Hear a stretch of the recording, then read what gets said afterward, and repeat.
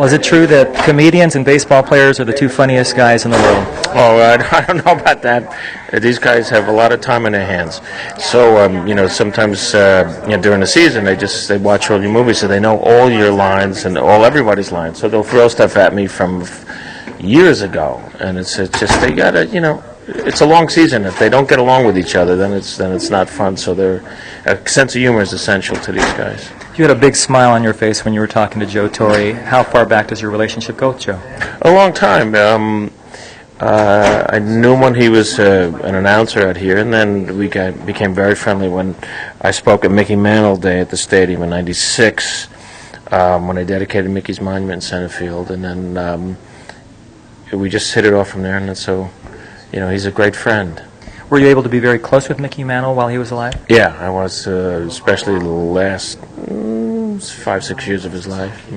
How far back do your Yankee roots go, your memories of the Yankees?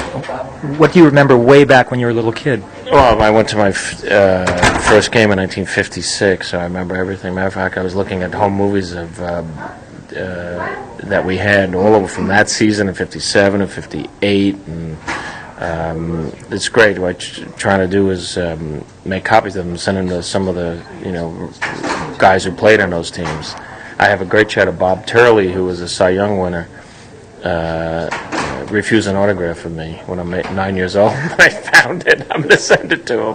When you say 1956, you think of the Don Larson perfect game. I think of Mantle's Triple Crown, too. How could I forget that? And a World Championship, and the perfect game, of course. And Mickey hit a home run and made a great catch in left center. And those are days that you fell in love with this game, and it's always been that way for me.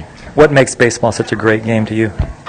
Well, it's the game that fathers teach their sons. I just think it's also the metaphors in it are extraordinarily gentle and beautiful, all about coming home and going home again.